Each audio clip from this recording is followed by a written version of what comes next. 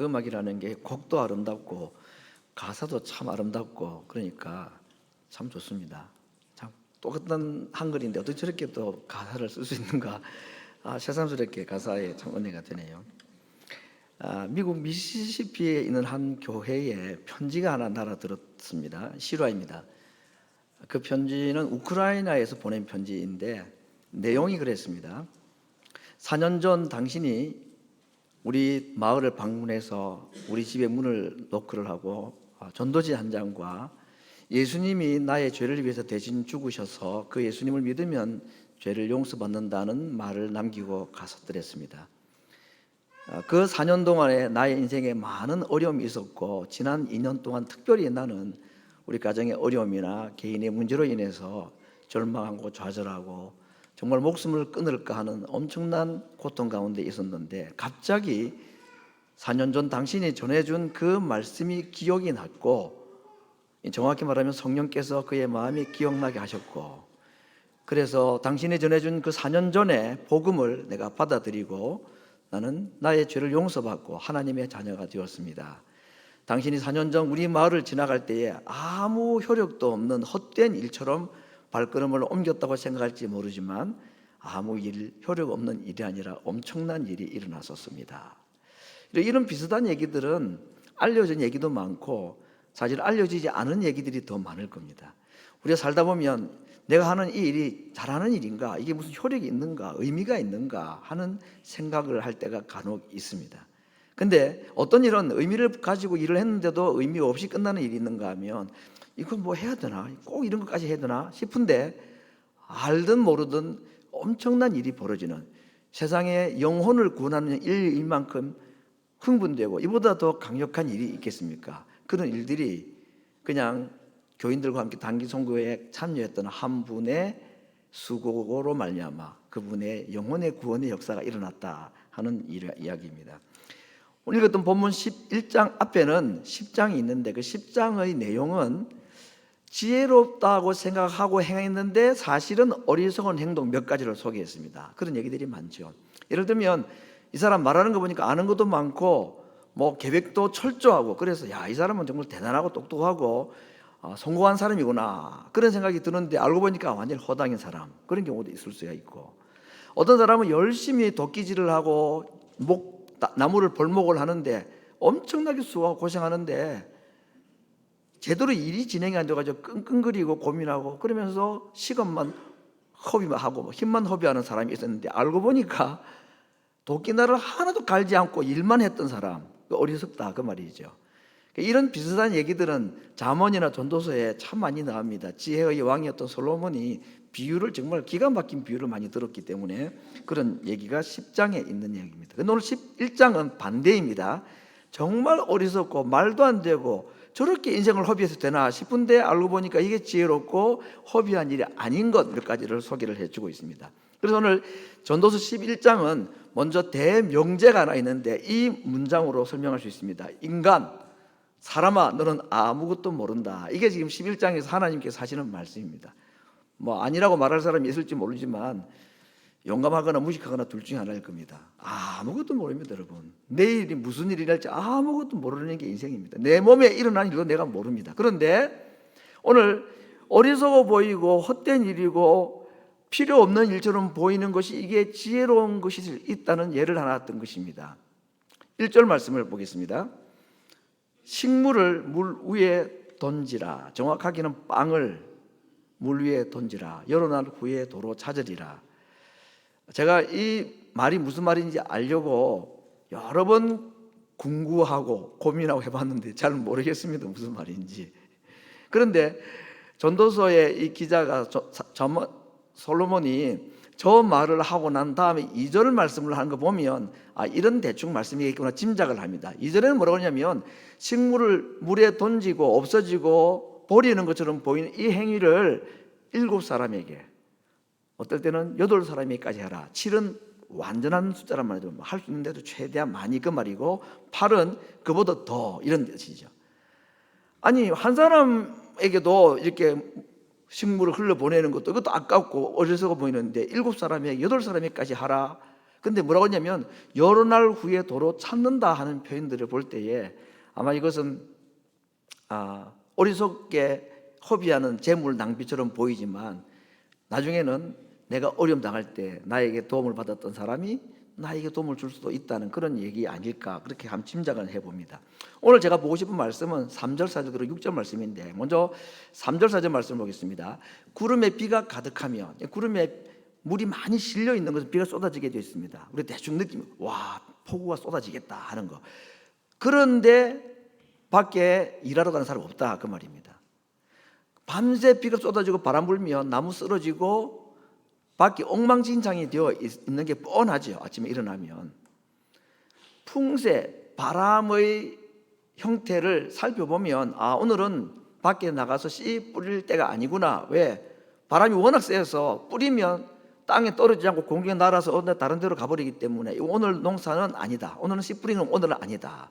지혜로운 사람입니다. 구름을 보아하니 비가 올 것 같은데 오늘은 추수할 때가 아니겠구나. 이제 이런 생각들을 합니다. 농사 짓는 사람은 그렇게 하죠. 뭐 어부들도 마찬가지입니다. 이 날씨를 보고 씨를 뿌릴 때인지 아니면 오늘 추수를 할 때인지 아닌지를 지혜롭게 판단하고 분간을 합니다. 그런데 오늘 이 말씀을 한 이유가 뭘까요? 그거 다 아는 얘기 아니냐. 그런데 오늘 씨를 뿌릴 때인지 아닌지, 요즘은 일기예보가 너무 잘 맞아가지고 뭐 믿고 나가죠. 그런데 뭐 이 당시만 해도 일기예보 잘 못할 때입니다. 뭐 인공위성도 없을 때니까. 그래서 뭐 허리가 아파 봐야 비가 오겠구나 하는 정도. 이게 예보의 거의 전부인 시대에 이런 말은 다 맞는 얘기입니다. 동의할 수밖에 없는 이야기인데, 오늘 이 얘기를 하는 이유가 뭘까요? 솔로몬이 이거 다 하는 얘기. 솔로몬이 지혜의 왕이라는데 왜 이 얘기를 할까? 자, 날씨 보고 뿌릴 때와 거둘 때를 다 분간한다. 그런데 이렇게 생각할 수 있습니다. 오늘 바람이 많이 불겠구나. 오늘은 일하러 못하고 씨를 못 뿌리는 날이야. 오늘도 바람이 불 것 같네. 내일도 바람이 또 불 것 같네. 그러다 보면 씨 못 뿌리는 날이 올 수 있다는 얘기입니다. 그의 농사 아예 자체 포기해야 될 일이 있다는 겁니다. 그렇죠? 오늘 비가 올 것 같아. 몸도 안 좋은 거 보니까 오늘 비 올 거야. 그러니까 오늘은 거두지 말아야지. 그런데 나중에 비가 왕창 와가지고 그냥 곡식 다 못 거두를 수도 있다. 그런 얘기를 하는 겁니다. 내일 일을 모른다. 그 얘기를 좀 하는 거잖아요. 그렇죠? 그럼 어떻게 할 말입니까? 언제 바람 불지 모르고 언제 비 올지 모르는데 언제 씨 뿌리고 이거 조심해라. 헛고생하지 말아라 하는 말처럼 들리는데 그게 아니고, 그렇게 이것저것 다 따지다 보면 씨 못 뿌리고 곡식 못 거두니 지혜롭게 잘 판단해가지고 씨 뿌릴 때는 뿌리고 거두러 나갈 때는 거두러 나가야 된다. 그런 얘기를 하는 것입니다. 오늘 솔로몬이 이런 농사 이야기를 가지고 어떤 얘기를 하느냐면 투자에 대한 얘기를 하고 있다라고 볼 수 있습니다. 투자. 여러분 혹시 뭐 투자를 해놓은 데가 있습니까? 뭐 테슬라 주식을 좀 사놨습니까? 비트코인을 샀습니까? 근데 투자를 하는 것은 위험해서는 안 돼요. 투기는 안 돼요. 투기. 위험하죠.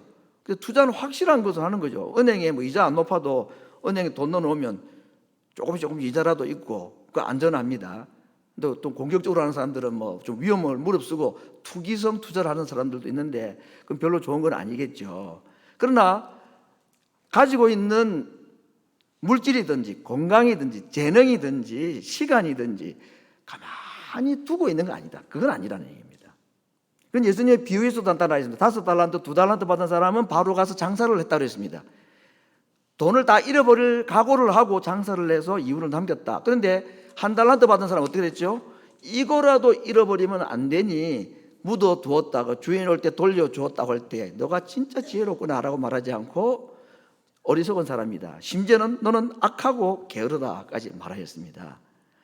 이 말은 전부 우리에게 주신 모든 삶의 환경에서 우리가 내 것이 아니기 때문에 주님 것이기 때문에 잘 관리를 하는데, 잘 관리하는 게 잘 묻어두는 게 아니고 사용해야 된다는 거죠. 투자해야 된다는 겁니다. 이 솔로몬은 무역을 굉장히 잘했습니다. 그 당시에 엄청난 무역선을 만들어 가지고 윗지방의 물건을 아랫지방으로 옮겨주고 밑에 있는 지방의 물건들을 위로 올려줘 가지고 무역을 해가지고 부자가 된 사람입니다. 엄청난 부자가 된 사람이 솔로몬입니다. 그러니 오늘 비가 올까 바람이 불까 걱정하면서 이 생각 저 생각 때문에 일도 안 하고 투자도 안 하는 거 이 어리석은 거다. 내 경험으로는 그렇게 해서는 안 되더라. 오늘 이야기는 경영 지침서를 우리에게 말하는 게 아닙니다. 지금 투자 철학을 우리에게 말하는 게 아닙니다. 투자는 투자인데 오늘 뭘 우리에게 투자를 해야 되느냐, 가만히 가지고 있으면 안 되고 투자해야 되는데 뭘 해야 되느냐, 영적인 투자를 해야 된다 그 말입니다. 신앙을 위해서, 영혼을 위하여서, 영원한 세계를 위하여서, 이 땅의 삶 이후의 것을 위하여서, 내 영광과 내 재산을 위해서가 아니라 하나님의 나라와 복음과 영혼의 구원과 영혼의 유익을 위한 일하고 투자하고 해야 되는 것입니다. 아직까지 아니야. 지금 내 믿음이 이래가지고 아직까지 아니야. 나도 지금 이러고 있는데, 그러게 하다가는 영원히 못할 수가 있다는 것입니다. 지금 아니면 never, now or never, 그런 말이 있죠. 지금 아니면 못한다 하는 거죠. 그래서 투기하고 위험하게 해서는 안 되지만, 우리에게 하나님께서 은혜를 주시고 도전 주시고 그렇게 할 때에 지금 해야 되겠구나 하는 그런 때가 있다는 것입니다. 솔로몬은요, 무역 투자 엄청나게 잘했는데 영혼 투자를 못했던 사람이었습니다. 그래서 피를 토하는 심정으로 우리들에게 지금 말하는 겁니다. 절대로 나처럼 하지 말아라.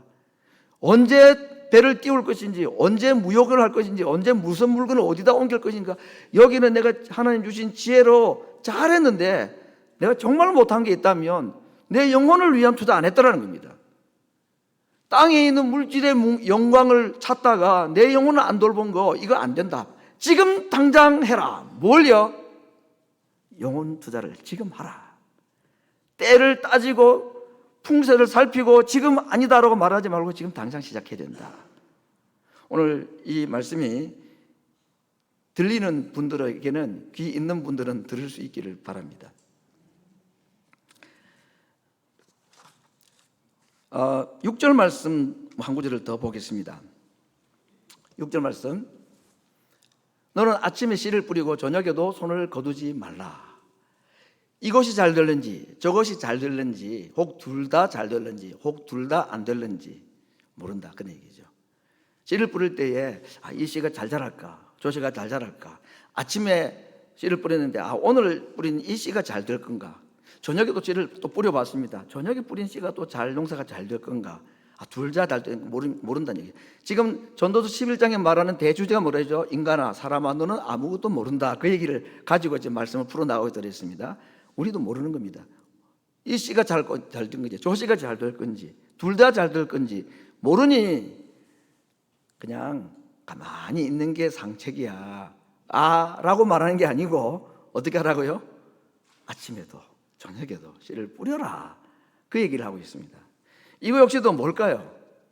영혼의 투자를 말하고 있는 것입니다. 복음의 씨를 뿌리는 것, 기도의 씨를 뿌리는 것, 오늘 기도 응답이 될지, 피곤하고 힘들어서 이제는 못하겠다 싶은데 내일 기도했는데 그게 기도 응답이 될지 아무도 모르는 거다. 그래서 하던 영적 투자를 중단하지 말고 끝까지 하라. 혹시 여러분 농사는요, 한 해 농사 망칠 수 있습니다. 정말 안타깝지만 태풍이 불고 이러면 과수원 한 해 농사 완전히 끝날 수가 있습니다. 한파가 오면 배추고 무고 다 그냥 농사 망칠 수가 있습니다. 정말 한탄이 되죠.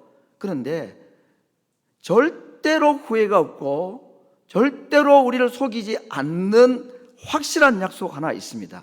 주 안에 사는 수고는 절대로 헛되지 아니하다. 영혼을 위한 투자 절대로 헛되지 아니하다. 새벽에 뿌린 씨든지 저녁에 뿌린 씨든지 오늘 하다가 중단하지 않냐고 계속하는 그 모든 일에 하나님은 일하시고 반드시 하나님은 그 일의 열매를 맺도록 해주시는 분이시다. 그래서 고린도전서 15장 58절 부활에 대한 말씀하실 때 유명한 말씀하셨습니다. 같이 읽습니다. 그러므로 내 사랑하는 형제들아, 견고하며 흔들리지 말며 항상 주의 일에 더욱 힘쓰는 자들이 되라. 이는 너희 수고가 주 안에서 헛되지 않은 줄을 알미니라. 주 안에서 하는 일, 주를 위하는 일, 복음을 위하는 일, 우리의 영혼을 위하여 하는 일, 나를 위하든지 자식을 위하든지 누구를 위하든지 이 수고는 헛되지 않고 반드시 열매 맺는다라고 약속하신 것입니다. 또 바울도 솔로몬도 그렇게 우리에게 답을 확실하게 말해주고 있습니다. 하나님이 얼마나 크고 놀라운지 욥기는 창세기보다도 먼저 쓰여졌다고들 할 만한 아주 오래된 문헌인데요. 욥기 5장 9절에 있는 말씀을 읽어보겠습니다.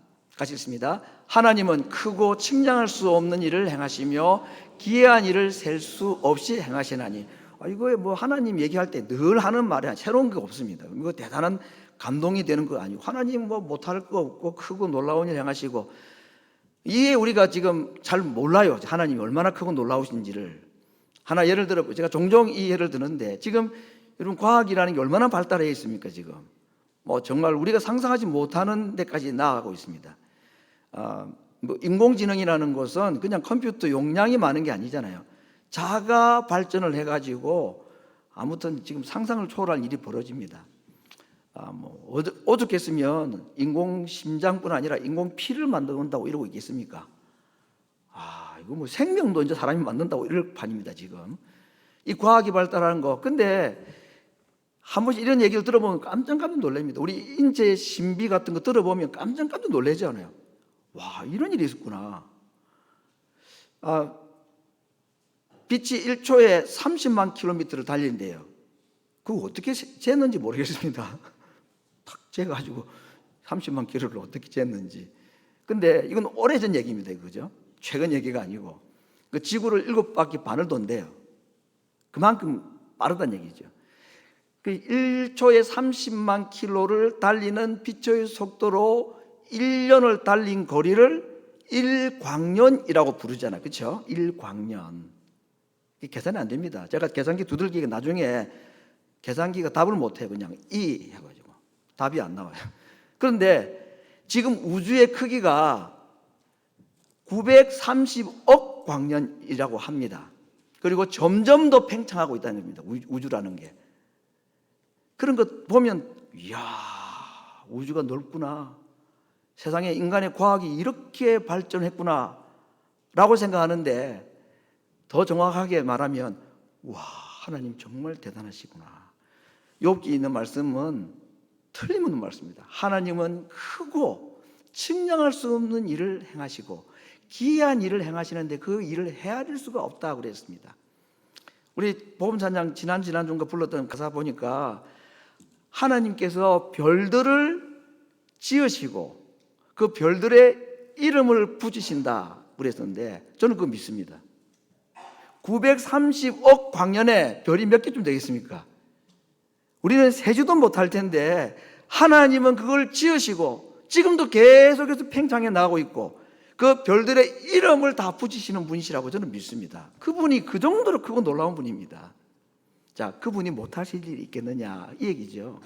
내 생각에는 안 될 것처럼 보이고 포기하고 싶은데, 근데 하나님이 크고 놀라운 일을 행하시는, 기이한 일을 행하시는 이런 분이시니 그 하나님이 일하시면 반드시 하나님께서 우리가 상상하지 못했던 크고 놀라운 일들을 경험하고 하나님이 응답을 해 주시는 분이시라는 것을 믿고, 농부가 씨를 뿌리면 혹시 이것이 안 자랄 수는 있을지 모르겠는데 하나님의 약속을 믿고 뿌린 씨앗과 수고는 절대로 헛된 일이 아니라는 이 믿음으로 오늘도 하나님 앞에 살아가는 것, 이것이 영혼을 위해서 사는 수고이며 헛되지 않은 삶이다.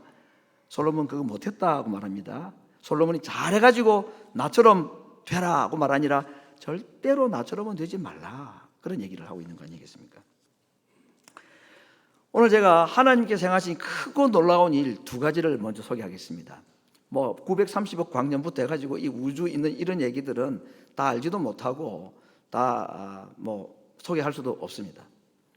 근데 우리가 잘 아는 정말 크고 놀라운 일 두 가지. 첫 번째, 하나님께서 나와 같은 자 한 명, 세상에 나를 아는 사람이 몇 명쯤 될 것 같습니까, 여러분? 워싱턴 DC에 사는 백악관에 있는 사람이 나를 알까요? 모르죠. 나와 같은 자를 위해서 아들을 우리를 위해 대신 죽게 하신 일입니다. 그래서 웬 말인가 날 위하여 이 찬송가시를 쓴 아이잭 와츠라는 사람, 영국의 찬송가의 아버지라고 불리는 엄청난 찬송시를 많이 쓴 분인데, 이분이 웬 말인가 날 위하여 그 찬송을 쓸 때에 예수님이 십자가 달렸을 때에 태양이 빛을 잃은 사건을 가지고 기록을 했습니다. 그 가사에 왜 예수님 달릴 때 낮 12시부터 날이 어두워졌을까? 이게 뭐 계기 일식인가 계기 월식인가 그런 게 아니고, 그분의 신앙 고백은 이것이었습니다. 그 위대한 창조주께서 피조물을 위하여서, 죄인을 위하여서 대신 죽으시는 것을 피조물의 대표자인 태양이 도무지 눈을 뜨고 볼 수가 없어서 말이 되지 않는 얘기다. 이건 어떻게 이럴 수가 있느냐. 그래서 그 얼굴을 어둠 속에 숨겨서 어두워졌다. 사실 같습니까? 거짓말 같습니까? 그 신앙 고백은 정말 진실합니다. 세상에 하나님이 하실 일이 많이 있었지만 어떻게 이런 일까지 하실 수 있느냐. 여러분, 우리의 눈으로 그 현장이 있지는 않았지만, 보진 않았지만, 그 위대하고 크고 놀라운 일을 행하시는 그 하나님께서 인생에게 행하신 크고 놀라운 일 중에 도무지 이해할 수 없는 너무나 크고 놀라운 일 중에 하나가, 첫 번째는 창조주께서 피조물인 나를 위해서 대신 죽어주셨다는 것입니다. 두 번째, 예수님은 왜 나를 대신하여 십자가 위에 올라가기를 주저하지 않으셨는가? 아들을 내어주신 하나님의 사랑도 크고, 아버지의 말씀 따라서 우리를 사랑하셔서 우리를 위하여 대신 십자가에 올라가신 그 예수님의 발걸음도 주님께서 우리에게 행하신 일 중에 이해할 수 없는 크고 놀라운 일이라는 것입니다. 예수님이 왜 십자가에 올라가셔야 했는가? 성경은 말을 하기를 그 앞에 있는 즐거움을 위하여 부끄러움을 개의치 않으셨다라고 말했습니다. 그 앞에 있는 즐거움이 무엇입니까?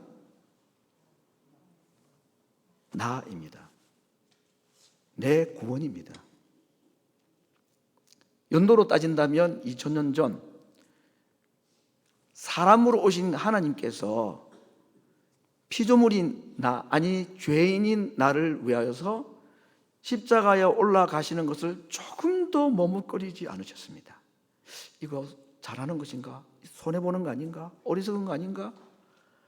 조금도 주저하지 않으시고 십자가 위에 올라가신 이유는 이 이후에 있게 될 확실한 즐거움 하나, 나의 영혼 구원. 그걸 아셨기 때문에 어리석어 보이지만 그분은 물에다 빵 조각을 던지는 것 이상으로 자기의 육체와 자기의 피를 아낌없이 쏟아 부으신 것입니다. 이 두 가지가 아버지와 아들이 행하신 이 일보다 더 크고 놀라운 일은 없습니다. 그래서 우리가 오늘 이곳에 함께 예배드릴 수 있게 된 겁니다. 오늘 제가 제목을 하나님께서 우리 인생에 주신 복 세 가지를 말씀을 드리려고 오늘 전도서 11장 7절 이하의 말씀을 보았습니다. 하나님께서 우리 인생에 주신 것, 첫째는 빛, 두 번째는 어둠, 세 번째는 나눔입니다. 성경 퀴즈대 한번 나올까요? 안 나올까요? 100% 나옵니다. 첫째, 빛. 7절 8절 말씀에 빛은 실로 아름다운 것이다. 눈으로 해를 보는 것도 즐거운 일이다. 여기서 말하는 빛, 해는 그냥 자연의 태양, 자연의 빛을 말하는 것이 아니고 우리 인생의 좋은 일들이라고 볼 수 있습니다. 건강, 장수, 성공, 자식 잘 되는 것, 이런 거죠. 병고침 이런 거 아니겠습니까? 건강한 거. 이거 복입니다. 그걸 일반 은총이라 또는 자연 은총이라고 말합니다. 물질, 복입니다. 물질을 사랑하는 것은 죄지만 절대로 돈은 죄가 아닙니다. 돈을 사랑하는 것이 일만하게 뿌리이지만 돈은 악하지 않습니다. 돈은 선한데 그것을 바라보는 사람이 악해가지고 그 주신 물질을, 그 햇빛을, 그것을 빛을 만드신 하나님보다도 더 사랑하는 것이 문제라는 것입니다. 하나님께서 우리에게 주시는 모든 육신의 복을 우리는 누려야 합니다. 그러나 그걸 누리다가 하나님으로부터 멀어지고 신앙의 가치를 뒤로하고 영혼의 가치를 뒤로하고 이 땅에 주시는 그 복에 도취되어 있는 것이 잘못입니다. 솔로몬이 그랬습니다. 그래서 우리에게 주신 이 빛을 즐거워하고 복된 삶을 하나님께서 우리에게 주실 때에 하지 말아야 될 것이 있고 해야 될 것이 있습니다. 이것도 퀴즈 나옵니다. 하나님께서 우리에게 빛이라는 육신의 행복을 주셨을 때에 해야 될 건 뭘까요? 감사죠, 당연히. 자랑이 아니고 감사합니다. 절대로 하지 말아야 될 게 뭘까요? 교만입니다.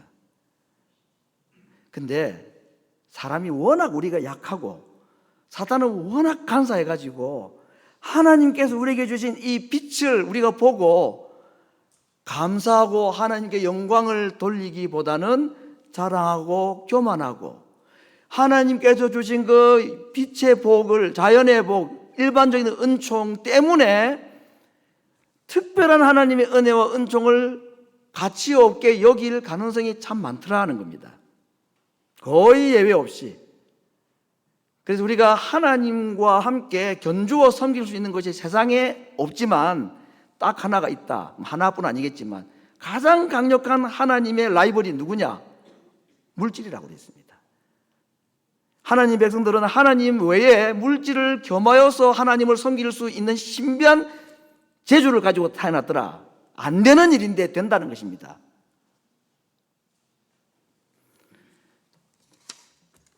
두 번째 주신 복이 뭘까요? 어둠입니다. 그러나 캄캄한 날이 많으리니 그 날도 생각하며 살아라. 자, 어둠은 뭘까요? 고통, 절망, 질병, 좌절, 실패 이런 거겠죠. 자, 여러분 인생을 한번 돌아가 보시고 지난 한 해 또는 미국 이민 생활 지난 얼마를 보내면서 빛과 같은 삶도 있었습니까? 아유, 목사님, 저는 내 인생에 빛은 한 번도 없었던 것 같아요 라는 사람은 아무도 없을 겁니다. 그건 진짜 좀 과합니다. 그건 하나님께 회개해야 될 것 같아요. 일부 예배도 물었는데 똑같을 거라고 반응이 생각합니다만 어둠도 있었습니까? 예, 훨씬 더 반응이 많습니다. 확실히. 그러고 보면 빛보다는 어둠이 많았다라고 짐작컨대 그래서 생각도 들긴 합니다. 뭐 생각이 나름이지만 자, 빛도 있었고 어둠도 있었고 있고 있을 것입니다. 자, 어둠이 왜 복이냐? 어둠이 깔리기 시작하면 그때 안 보이던 것들이 보이기 시작하기 때문입니다. 별이 보이기 시작하죠. 낮에 안 보이는 별이 보이기 시작합니다. 샛별이신 주님이 어두울 때 보이기 시작합니다. 확실한 것은요, 인생에 빛도 있고 어둠도 분명히 있습니다. 근데 빛도 복이고 잘만 하면 복이 됩니다. 근데 이게 복이 아닐 가능성도 많아요. 조심해야 된다고 그랬고, 어둠이 분명히 있는데 이 어둠도 복이라고 그랬습니다. 빈들이나 초막이나 궁궐이나 내가 사는 거처가 어떠냐는 천국과 아무 상관없다고 그랬습니다. 무엇만 계시면, 누구만 계시면, 내 주 예수 모신 곳이면 그곳이 천국이라고 그랬습니다. 빛이든 어둠이든 중요하지 않습니다. 사람들에게는 이 두 가지가 항상 있기 때문입니다. 누가 더 많은가 적은가도 별로 중요하지 않습니다. 빛이 있을 때 감사가 있고 어둠이 있을 때에 샛별처럼 빛나는 주님을 볼 수만 있으면 그게 복인 것입니다. 여러분, 아니라고 말할 수 없습니다. 여러분, 그 너무 종교적인 표현 아닙니까? 너무 아닙니다. 여러분, 사실입니다. 예수님이 깨달아지고 예수님이 보이기 시작하면 그게 복인 것입니다. 근데 어둠이 우리로 하여금 계신 주님을 더 볼 수 있게 가까이 보이게 해주기 때문입니다. 제가 자주 드리는 표현인데, 어두움을 만나고도 별을 보지 못하면 그건 진짜 불쌍한 사람입니다. 어둠을 만나고도 주님을 만나지 못하면 그거야말로 불쌍한 것입니다. 부르면 가까이 계시고 부르면 만나주시고, 오늘 찬양대 가사와 같이 그분의 손길이 그 어두움과 아픔의 상처에 가까이 와서 닿게 터치해 주시고 우리로 느끼게 해 주신다고 하셨습니다. 이건 성경에 있는 몇몇 사람들에게만 주어진 것이 아니라 모든 사람이 허용된 복입니다. 어둠의 세계에서 경험하는 주님을 만나는 복. 그래서 어둠도 복이다. 세 번째는 뭘까요? 나눔이라고 했습니다. 그래서 오늘 추수감사절을 앞두고 있어서 빛도 복이고 어둠도 복이고 또 한 가지 복이 나눔인데 이걸 어디에서 성경을 꾸준히 찾을까 하다가 1절 2절에서 찾았습니다. 1절을 다시 볼까요? 너는 내 식물을 물 위에 던지라. 여러 날 후에 도로 찾으리라. 7이든 혹 8이라도 그렇게 하라. 허비하고 낭비한 것처럼 보이는데 하나님께서 내게 빛의 복으로 내게 주신 은혜들이 있습니다. 깨달음이 있고 물질이 있고 건강이 있고 재능이 있습니다.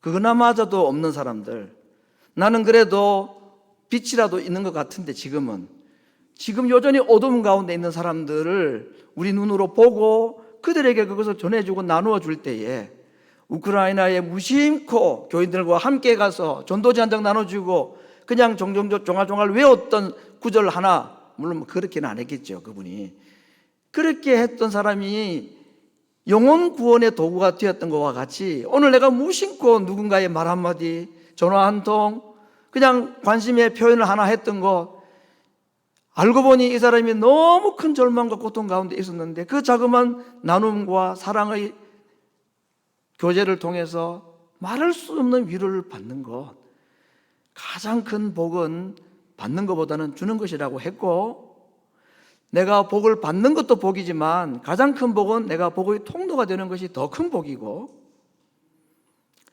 그럴 때에 하나님께서 이 일을 천사를 통해서 시키지 않으시고 나의 손길을 통해서 이 일을 하실 때에 그의 영혼이 힘을 얻고 회복되는 것, 이게 내가 무슨 대단한 일을 한 것 같지도 않은데 알고 보니 하나님께서 하시고자 하는 그 일에 내가 쓰임을 받게 된, 그래서 하나님께서 보실 때 잘했다라고, 착하고 충성되다라고 말씀해 주실 수 있는 이 나눔의 사도로 살아가는 것. 다시 말씀을 요약해 드립니다. 이 땅에 하는 수고가 어떻게 보면 지혜로워 보이는데 완전히 어리석게 행동하는 사람이 있는가 하면, 남들 볼 때는 세상적으로 보면 왜 저렇게 살아야 되는가, 저렇게까지 할 필요가 있나 싶은데 허비하고 낭비하고 왜 물질을 저렇게 쓰지? 왜 빵 조각을 저렇게 버리지? 한두 사람도 아니고 왜 저러고 있지? 싶은데 이게 지혜로운 일들이 될 수 있다고 말씀을 하고 있습니다. 영적 투자를 하지 못하는 사람만큼 게으르고 나태하고 악한 사람은 없다라고 말씀하고 있습니다. 농부의 수고는 혹시 그의 농사를 헛되게 할 수는 있을지 몰라도 그래도 내년에 또 뿌립니다. 농부는. 그렇죠? 농사 해보신 분들은 알죠? 그의 농사 망치고 다시는 내가 농사 하나 봐라, 아닙니다. 여러분, 또 합니다. 자식을 낳아본 엄마들, 요즘은 뭐 에피두로를 해가지고 별 통증 없이도 낳기도 하지만, 무통 아니고 그냥 이 몸으로 통증을 느끼면서 아기를 낳을 때에 목사님은 지금 뭘 알지도 못하면서 이렇게 하고, 그건 제가 인정합니다. 저 모릅니다. 근데 전혀 몰라요. 근데 아기 낳을 때에 다시는 애 낳아봐라, 에피두를 안 맞고는 그렇게 한다 그러더라고. 그런데 몇 년 뒤에 둘째도 놓고 셋째도 낳고, 우리 젊은 분들 셋은 낳아야 됩니다. 두 사람이 결혼해가지고 둘만 데리고 가면 그건 뭐 완전히 본전이지. 이슬람 사람처럼 네 사람씩 아내를 두고 하면 뭐 엄청나게 자식을 많이 낳고 자동 종교 인구가 번식하고 하겠지. 우리는 그렇게는 못하는데, 알겠죠? 임재상.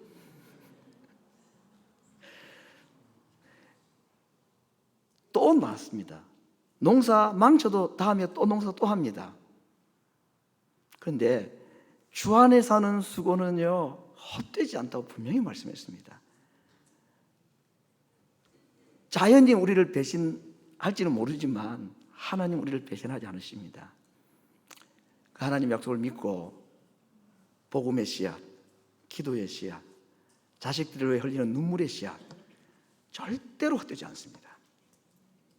반드시 기쁨으로 거두게 될 것입니다. 갈라디아 6장 9절 10절 말씀, 울더라도 씨를 뿌려야 됩니다. 선을 행하다가 낙심하지 말할 이유는 피곤하지 아니하면 때가 이르면 반드시 거두기 때문이고, 그러므로 우리는 할 수만 있는 대로 기회 있는 대로 모든 사람들에게 영적인 일, 착한 일, 선한 일을 하자라고 권면하고 있습니다. 추수감사주를 주간을 맞이합니다. 우리에게 주셨던 빛을 생각하면서 하나님 앞에 교만이 아니라 감사하는 시간.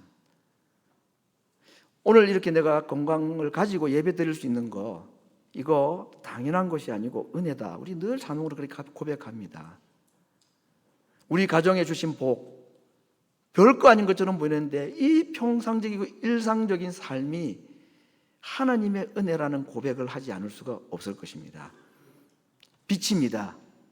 즐거워하고 감사함으로 하나님 앞에 나아가기를 바라고, 혹이라도 어둠이 있다면 별과 같이 빛나는 그 주님을 만날 수 있는 기회임을 알고 이것 또한 하나님 앞에 복이라고 고백하고 감사할 수 있기를 바라고, 내게 주신 물질의 일부, 내게 주신 빛의 일부를 또 다른 어둠에 있는 사람들에게 복음의 빛이든 기도의 빛이든 그들에게 나누어 줌으로 말미암아 그들도 이 빛의 세계에서 하나님을 경험하고 하나님을 볼 수 있는 그런 일에 쓰임받는 우리의 생애, 복의 통로로 쓰임받는 한 주간 우리의 인생 되기를 간절히 바랍니다.